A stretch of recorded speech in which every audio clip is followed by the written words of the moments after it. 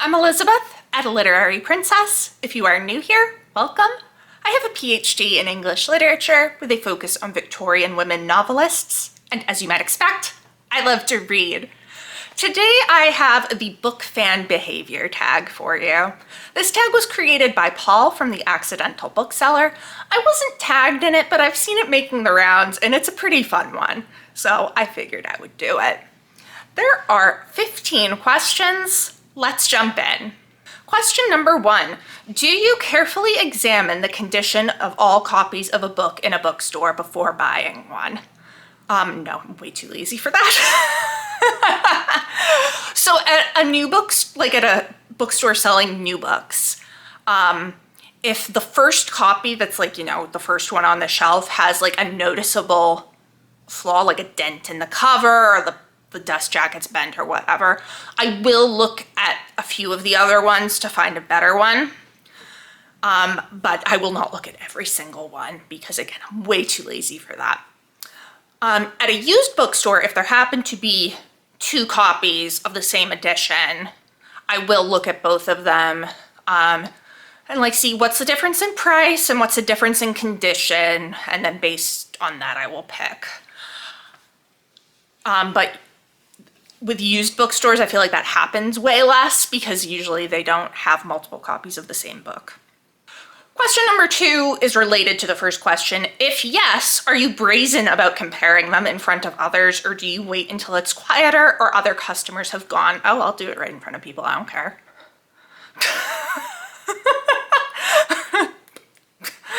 Like, whatever. What are you gonna do, judge me? I don't care. I sit and do math, okay? Like with my frigging phone with my calculator to figure out, do I have, am I over my store credit limit? And then I'll start putting things back. I'll do that right in front of anybody. I don't care. Like I said, what are you gonna do? Judge me for looking at the conditions of the books? If you do, then I'm probably gonna glare at you or be like, what's your problem? Or make a face or something. Like what's your damage? Why are you judging me? F off. Yeah, no, I don't care. Do other people care about that? Is there gonna be somebody in the store looking at me being like, wow, she's comparing those two copies of the book? Mind your business. Question number 3, do you have a special book buying or book carrying bag that you use? So I actually have a couple, a couple different ones that are used for different things. So for just carrying books, I use my Bronte Parsonage Museum tote, which I have had for a very long time now, since I guess 2015, somewhere around there. So yeah, I'll use this for carrying books if I'm going to the library, or I used to use it to carry my laptop too, actually, before I got a backpack for that. I also have another tote bag that I use to bring books to my mom when I'm lending them to her. I do not have that with me because it is at my mom's holding a bunch of books at the moment.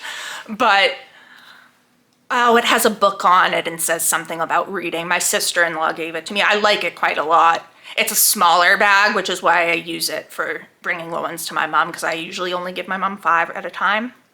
Whereas if I'm carrying books around because I'm going on vacation or something, I've got 10 in there, and my husband's like, we're away for 2 days. But hey. And then, for buying books, to be fair, only at one specific store do I use this. It is not a bag, it is a box. So, yes, it is a regular plain cardboard box. So at the used bookstore I go to, called the used book superstore, it's in Burlington, Massachusetts, and it's amazing. But they will give you a box at checkout if you have a bunch of books. And you know. So I got that box there, and it is now what I use to put the books that I am unhauling in. So it sits on an ottoman in the corner of our apartment, and when I finish a book and I'm like, I don't need to keep this, I put it in the box. And then when the box is full, eventually I bring it to used book superstore. I sell them back my books. And then I get store credit. And then I buy however many books I can with that store credit. And I put them in said box and go home with them. So I've been using this box for quite a while now, actually. Oh my God, the last time that we were at the bookstore, my mom like tried to give them the box because the woman taking the books was like, oh, do you need the box back? My mom was like, no. I'm like, yes, I do. It's my box. She was like, okay. But like, it's a good size. Like, this is a good size, okay? It fits perfectly on one of our ottomans that just sits in the corner. And it doesn't like take up space. And when it's empty, the cats like to play in it. So like, it is the perfect book box. Okay? So yeah, I'm weird. That's fine. Anyway, question number 4. Do you have any book reading superstitions? No. What kind of superstitions would that be? Out of curiosity, because I think everyone whose tag I've watched has said no, they don't have them. So like, what kind of superstitions do people have about reading? Huh. Question number 5. Now this is the first of a few hypotheticals, and it's a long one. What if you are on a cruise ship in the Pacific Ocean? One evening, a freak wave washes you overboard. Through hanging on to some floating driftwood, you eventually are washed ashore on a deserted, sun-drenched island. During this time, your favorite book of all time is in a watertight sealed bag in a rucksack on your back, as luck would have it. Months go by, you build a shelter and fish for food. You are always hungry but never starving. One day you take a walk along the island's beach shore. At the far end of the beach, you come across a man cooking food on a table. He's real. He offers you a glass of ice-cold milk, a very large pizza with lots of toppings, and chocolate gateaux, chocolate cake, with cream. Confused, you say you have no money. He says it's okay because you have 3 choices. You can A, give up your all-time favorite book for the meal and also get 1 meal a day for the next week. Or B, swap your all-time favorite book for 3 books on your TBR, which he can magically produce, but you get no food. Or C, walk away, get no food, and keep your favorite book. What do you do? All right, so my favorite book, Wuthering Heights by Emily Bronte. This is a very sentimental copy too, because my aunt gave it to me, and she has passed away. So I can't eat any of that food. I am lactose intolerant. So that ice cold glass of milk, that very large pizza, and the chocolate gateau with cream, yeah. On a deserted island where I am assuming I do not have my lactose pills, that's a no from me. Thank you. Nope. That would be horrible pain. And I do not want to deal with that on an island at all. So that's a no. Not at all. Now, I might be like, okay, well, do you have any food that has no dairy? And can we and talk, like, if we can talk, see if he has any non-dairy food. But also, like, that meal now and a meal for the next week. Okay, what am I supposed to do after the week is over? Now I don't have food or my book. So I probably, even if I could eat the food, I wouldn't go with that. Option number 2, swap your all-time favorite book for 3 books on your TBR that he can magically produce. How? How, sir? Do you just have these? How are you magically producing them? I'm too skeptical for this kind of question. Or walk away with no food and keep your favorite book. So I think I would try to like barter first to be like, okay, I don't want to give you my book, But what if we do a book swap and like I give you Wuthering Heights for a week and I take one of these 3 books that you have for a week and then we switch back at the end? Like, could we do that? And if you said no, you have to either trade me the book or you don't get any books, I'll be like, okay, fine, screw you, and walk away. So yeah, no, I'd keep my book. This is too sentimental for me to give up. I would, like I said, I would lend it for a week, as long as he promised to take very good care of it, in exchange for one of those books on my TBR for a week.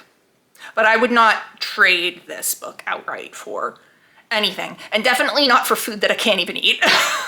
But I don't know, a person who was not lactose intolerant might feel very differently about that. This is just me.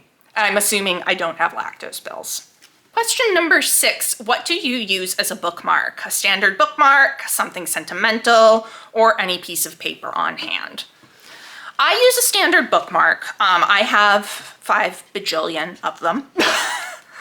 So, like, I've just grabbed a few to show you. This is the one I've been using most recently. It's from Thrift Books, and it says cheerful on the back, which my husband thinks is absolutely hilarious because I once got feedback on student evaluations that said, you should try to be more cheerful. And I was like, wow, screw you. So every time my husband notices I'm using this, he's like, huh.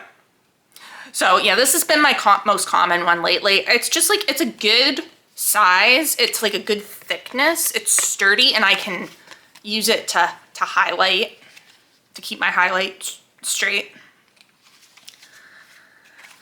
Some other notable ones that I have is my Bronte Society one. I love this one. It's also a very good size and good thickness. I have about 10,000 of these. This is from the Country Bookseller, which is my favorite bookstore in Wolfboro, New Hampshire. As you can see, I've used this one when highlighting stuff. This is not as good for the highlighting because the highlighter gets on it and it's like not as thick, but I do like these bookmarks. They give you one with every book you buy, so. Another one from a bookstore that I really liked that sadly no longer exists, the River Run bookstore in Portsmouth, New Hampshire. This is a really nice one too. It's like, does that tell you anything? I don't know. Like, it's a good thickness, it's sturdy. It's like laminated, kind of, I don't know. And then I just wanted to share this one because I pulled this out of a book on camera not too long ago. Borders. I miss Borders. Oh, that was my favorite store as a kid and a teenager. RIP Borders. Love you. I will also use for library books the receipt that they give me as a bookmark, because then I always have the due date staring at me in the face when I open the book.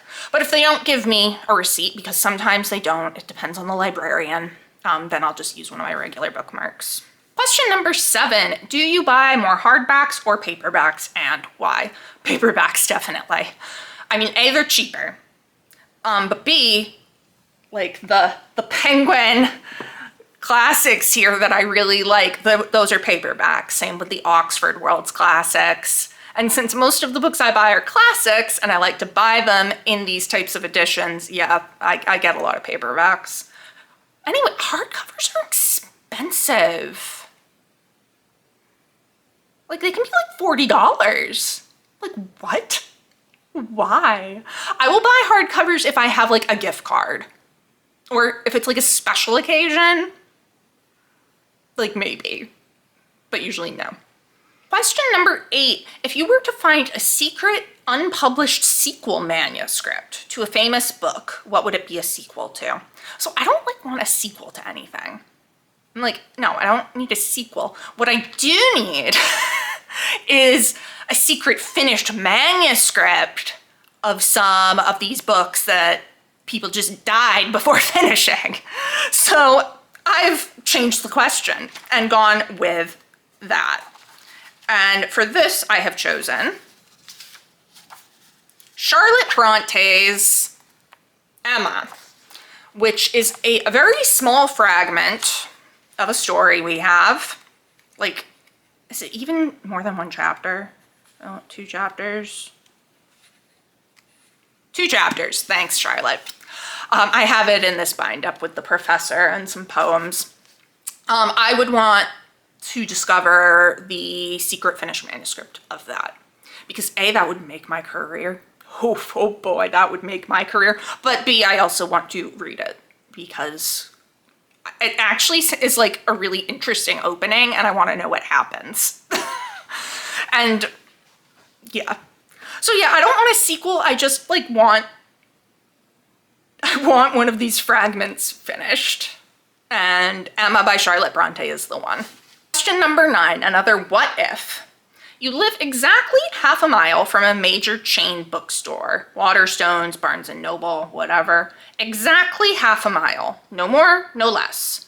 The zombie apocalypse begins. Like all survivors, you raid the supermarkets and pharmacies for lots of food, water, and medication, sufficient to last for months. You are holed up at home in a protected space. You begin to think of the bookshop, which probably won't have been looted. All those thousands of books and series available. Despite your existing book collection, what do? Do you risk it for hundreds of free new books? If so, how? No. Look, if there's a zombie apocalypse, I am in my house and I'm not leaving. I'm not out there looting the grocery stores and the pharmacies. If my husband wants to go do that for us, he can go do that for us. No, I am holed up. I mean, I probably wouldn't want to hole up in my apartment though either, but I am holed up at my apartment or at my parents' house or at my Nana's house. She has a stock of food that would last till eternity. And I'm not leaving because I don't like dying. But also if I'm holed up at my house or even at my parents' house, I have like a really decent book collection. I'm like, I don't need any of those books out there. No. Why would I risk my life for that? No. I have so many unread books here. So many. I'd be fine. I'd be a-okay. Not risking it. Question number 10. When reading a book, do you just look at the words and read them, or do you use a finger or bookmark underneath the words to track your eye progress? I just read them. I only do the bookmark under the line when I'm highlighting, just to keep it, you know, straight and on the line. Question number 11. Have you personally met any authors, and if so, who? No, sadly, no. I would love to meet Stephen King. That's like one of my dreams, is to meet Stephen King, but hasn't happened yet. Question number 12. Do you have any bookish memorabilia on certain authors or books? Boy, do I. It is mostly Jane Austen and the Brontes. So, like, I have a lot of jewelry.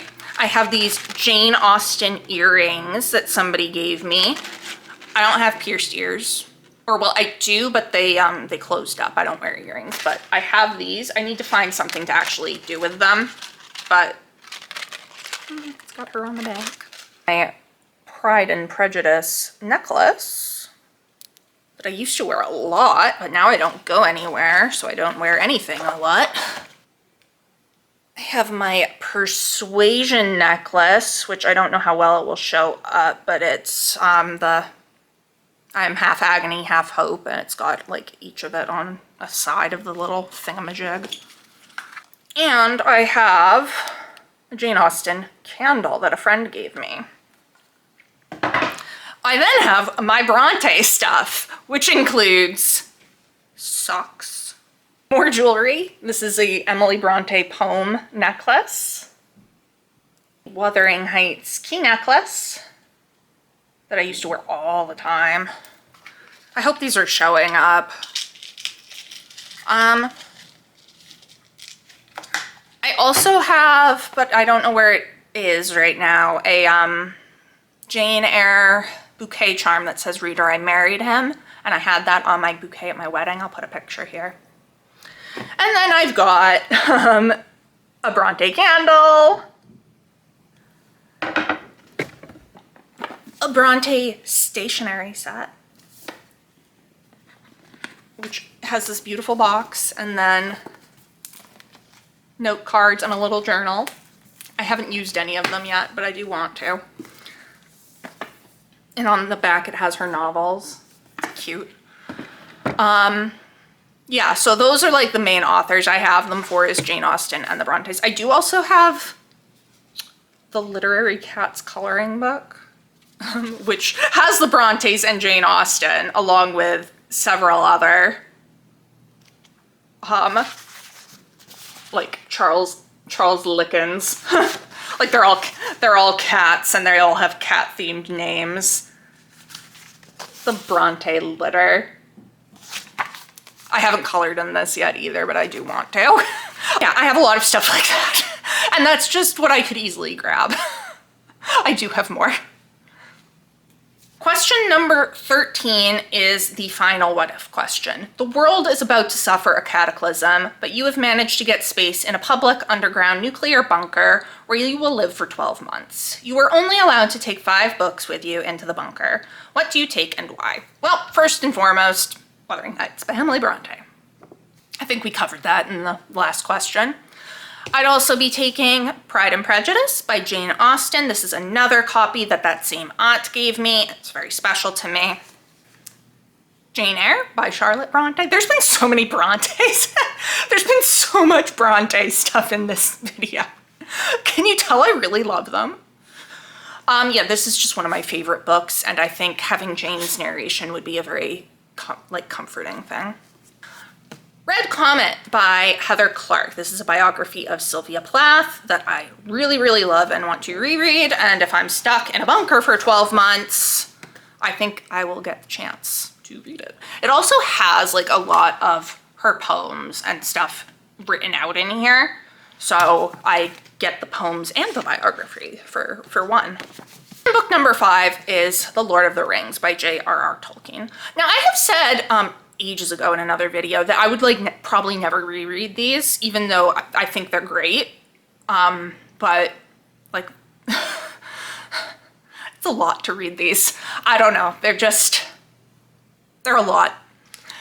However, if we've got like, horrible catastrophe going on outside and we're stuck in a bunker, having a book that is actually 3 books in one, in addition to all the appendices, I think that would be a pretty good deal. Also, these books are have so much hope in them in the face of darkness that I think would be a really nice message to have for myself and also for everyone else in the bunker, because obviously I'm starting a book swap in this bunker.